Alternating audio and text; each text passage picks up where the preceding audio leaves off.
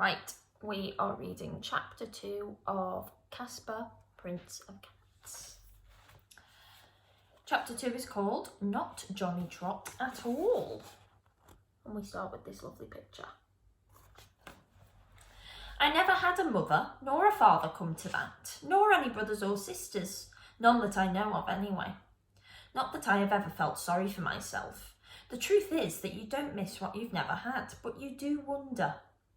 As a small boy growing up in the orphanage in Islington, I often used to try to imagine who my mother was, what she looked like, how she dressed, how she spoke. For some reason, I never much bothered about my father. I must have been about 9 years old and on the way back from school one day, walking down Tollington Road, when I saw a fine lady passing by in a carriage. The carriage happened to stop right by me. She was dressed all in black and I could see she had been crying. I don't know why, but I smiled at her and she smiled back. At that moment, I was sure she was my mother. Then the carriage moved on and she was gone. For months afterwards, I dreamed about her, but as the memory of that moment faded, so did the dream. I had other imaginary mothers, of course. They didn't have to be posh or rich, but I certainly didn't want to believe that my mother might be down on her hands and knees, scrubbing someone's doorstep, her nose and hands red and raw with the cold. Above all, my mother had to be beautiful. She couldn't be too old and she couldn't be too young. She mustn't have children. It was essential to me that I was the only child. And of course, she would have to have fair hair, because I had fair hair. It was natural then, I suppose, that within a few days I had quite made up my mind that Countess Kandinsky fitted the bill perfectly. She was fair-haired, supremely beautiful and elegant, about the right age to be my mother, and so far as I could tell, childless. So if she was my mother, it followed that I had to be a Russian count or prince. I didn't much mind which. The more I thought about it, the more I liked the idea, and the more I daydream about it. I would lie awake in my little attic room up on the servants' corridor, where the roof leaked and the water pipes gurgled and groaned, and I'd dream my dream, knowing, of course, that it was probably all nonsense, but believing in it just enough for me to be able to enjoy it all the same. Thinking back, I'm sure it was this silly fantasy, as much as my cat-minding duties, that made me look forward so much to visiting the Countess's rooms while she was at rehearsals. I went up there at every possible opportunity, as often as I could, without my absence in the lobby being noticed. I was always up and down in the lift, carrying luggage, and each time I'd just slip away for a minute or two and check on Kaspar. Mr. Freddy noticed, of course. He noticed everything. "What have you been up to, lad?" he asked me once when I came back down. "Nothing," I told him with a shrug. "Well, one day," he said, "maybe that nothing will get you into a whole lot of trouble with Skullface, so you better watch your step." I knew Mr. Freddy wouldn't snitch on me. He wasn't like that. Usually, I'd find Kaspar sitting at the bedroom window, watching the barges steam by on the river, or sometimes he'd be curled up asleep in his chair in the sitting room. Let's picture of him. Either way, he'd hardly deign to give me a second glance until the food was in the bowl and until he decided he was ready for it. Those first few days, I felt he was treating me in much the same way as most of the guests who came to the Savoy, with a certain cold disdain. I wanted to like him and be liked by him, but he kept his distance. I wanted to stroke him again, but I didn't dare, because he made it perfectly clear by the way he looked at me that he didn't want me to. I did dare talk to him though, probably because he couldn't answer me back. I would crouch beside him as he lay in his chair cleaning himself after his meal, and I'd tell him how my name was not Johnny Trot at all, but Count Nicholas Kandinsky. The Tsar of Russia was called Nicholas. I knew that, so I thought the name would do fine for me. I told Kaspar that I was in fact the long-lost son of the Countess, that she had come to London to look for me, and that therefore I was to be treated with greater respect, even if he was a prince, and that anyway there wasn't much difference between a prince and a count. He'd listen for a while to my fantastical ramblings, but he'd soon tire of them, break into a great roaring purr, close his eyes and go to sleep. But then, after only a few days, he surprised me by jumping up to sit on my lap after he'd finished his meal. I dared to hope that at last he was beginning to treat me as an equal, that he must have believed my story after all, that we might now be friends, so I stroked him. Clearly, I presumed too much. Kaspar sank his claws into my knee just to remind me who the prince was, then sprang off my lap and went to the window where he sat deliberately ignoring me, swishing his tail with quiet satisfaction and watching the barges on the river. I went to stand by him to try to make it up to him. "And I love you too," I told him. I said it sarcastically, but even as I was saying it, I knew I really did mean it. He was an ungrateful, supercilious creature, and not at all endearing in any way. Yet despite all this, I loved him, and wanted him to love me too. There were moments when, if I'm honest, I relished Casper's aristocratic aloofness. Twice a day, during my work breaks, I'd take him out for his walk. We went to the park down by the river, but to get to the park I had to walk Kaspar on his lead, from the lift all the way across the lobby to the front door.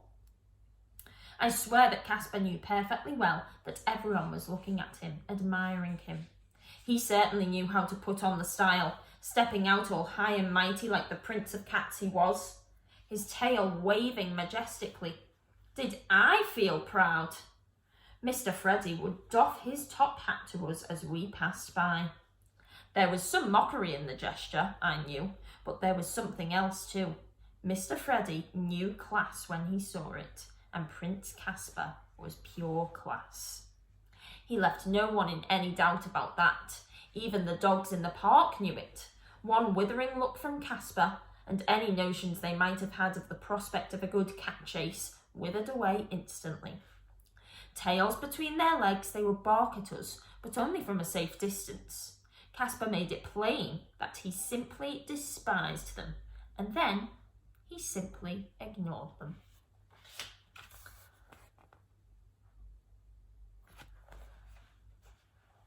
It was on a bench in the park one spring day, perhaps 6 weeks or so later, that Kaspar first showed me any real affection.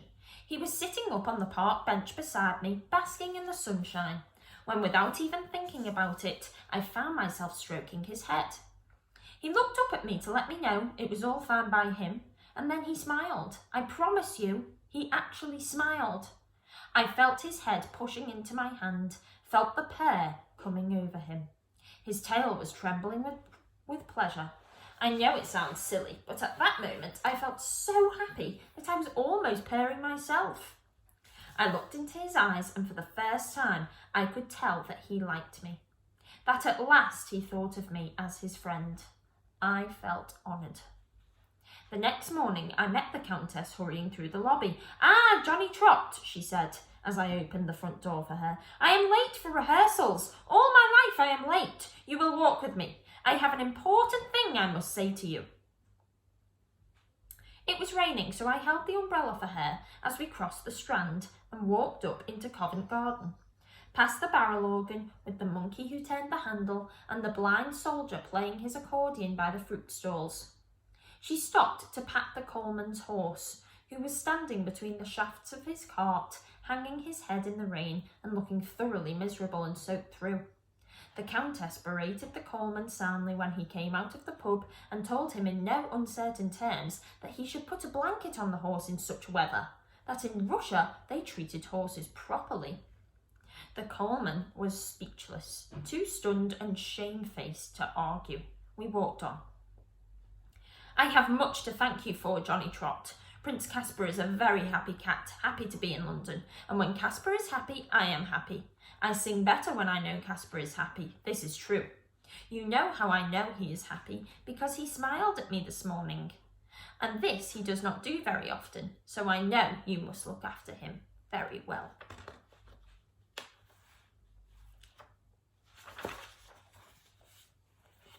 Here's a lovely picture of them walking through Covent Garden together. You can see the stalls. might look a little bit like Covent Garden does now. See if you can recognise anything.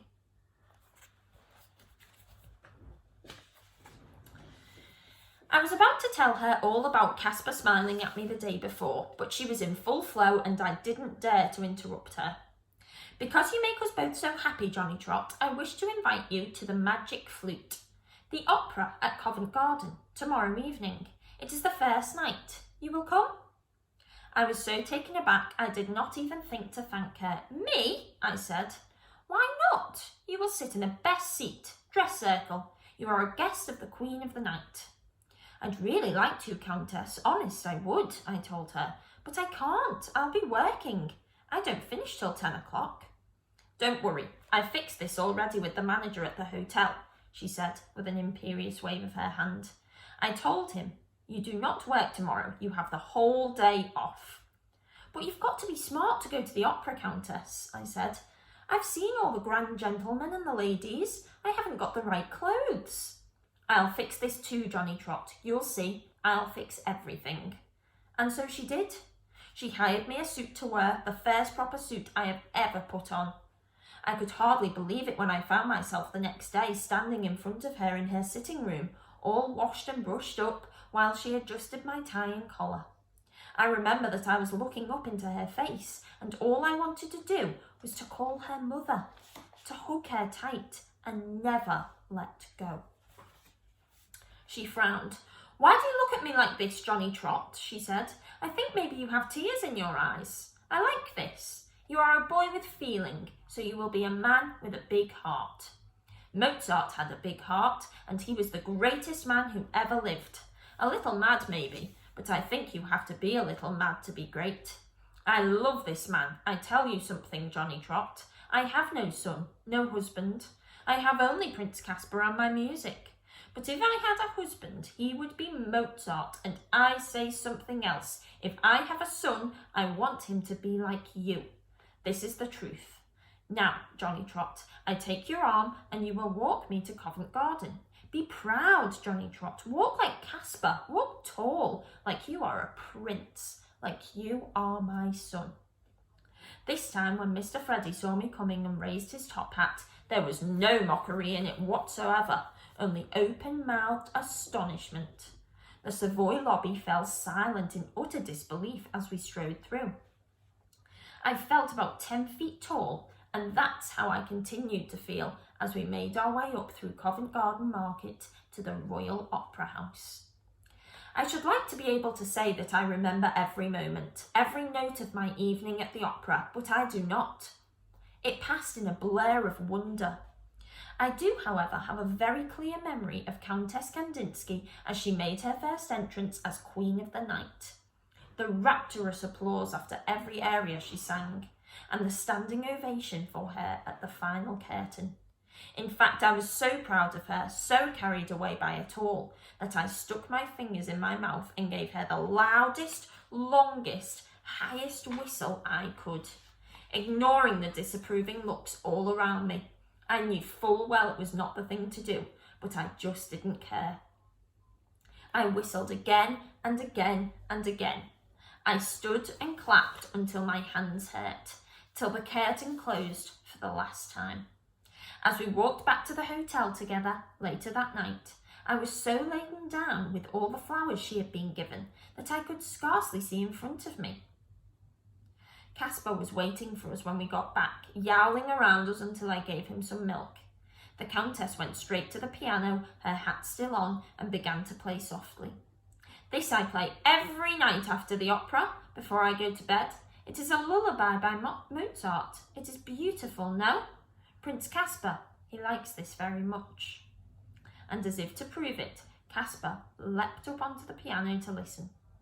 Johnny Trot, she went on, still playing, do you think they liked how I sang tonight? You must tell me the truth. Of course, I told her. Didn't you hear them? And you, Johnny Trot, do you like how I sing? I've never heard anything so wonderful, I said, and I meant it.